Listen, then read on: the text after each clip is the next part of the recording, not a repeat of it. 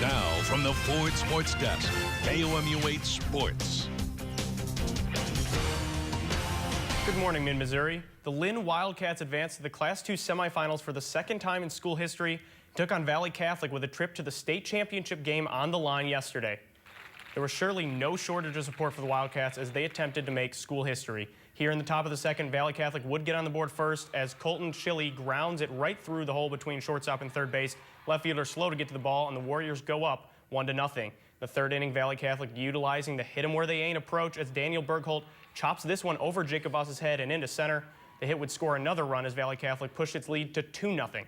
Now in the fourth, the Warriors added some insurance by yet again sneaking it right by a Wildcat defensive player. This time down the left field line, Justin Roth's double would score another one. The Warriors took command 3-0 about midway through the game. Valley would add another run later on, and that was more than enough for Bergholt, who pitched like a man on a mission Monday. The junior southpaw didn't allow a single hit through the first 4 innings of play, and he ended with an unheard of 14 strikeouts en route to the complete game shutout as Lynn fell to Valley Catholic 4-0. The Rockbridge baseball team will play Thursday in the Class 5 state semifinal. It'll be the first time they're playing in that game since 2009. Bruins will be taking on Blue Springs South at 4 p.m. in O'Fallon and couldn't be more excited about the opportunity. I was just talking to the kids just a while ago. In '09, we were just happy to be there, and because it was pretty monumental that we were anywhere near that place, much less actually playing. But as I told them today, we have a chance. It's been a weird 4 years because every year we're really close to it, but we finally closed it out, and that was a really good feeling. That second dog pile.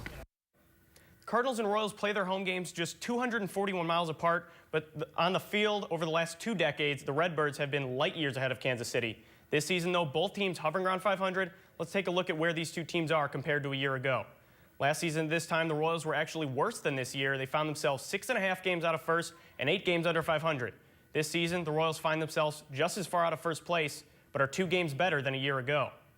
Cardinals, on the other hand, were cruising at this point last season, sitting at 18 games above 500 and at the top of the division. This season, however, the Cardinals are barely above 500 and trail the surprising Brewers by 4 games in the division. Clearly, both teams could use a win Monday night. Cardinals just 2-5 on the homestand, but Danny Duffy had given up 10 earned runs over his last 2 starts. Something had to give.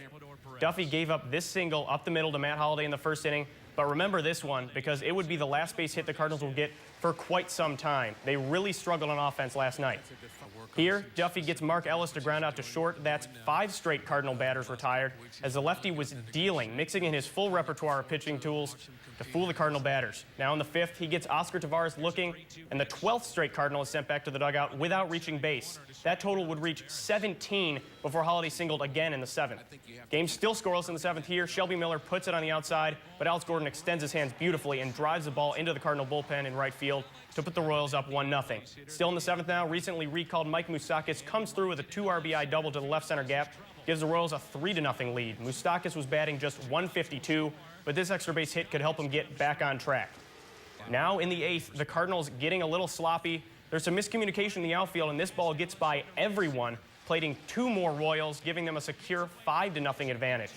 After the Royals add some insurance, Mizzou's own Aaron Crow closes out the Cards to seal a 6-0 win for the Royals. Cardinals are now just 2-6 on their current homestand. In yet another sport the SEC has dominated this season, 2 teams will play for the national championship in softball. Those 2 teams are the Alabama Crimson Tide and the Florida Gators. These 2 familiar foes begin their best-of-3 national championship series on Monday in Oklahoma City, knowing that a victory would push them to within 1 win of a national title. This game was scoreless into the 3rd until Florida's Aubrey Munro sends this shot into the left field bleachers and gives the Gators a 1-0 lead. Munro batted just 145 last season, but has provided a spark for Florida this year. Here in the bottom of the 4th, Hannah Rogers gets the strikeout, and she was lights out all day long, not allowing a single run. Gators adding a little insurance here in the 5th as Christy Merritt drives the ball to left center gap.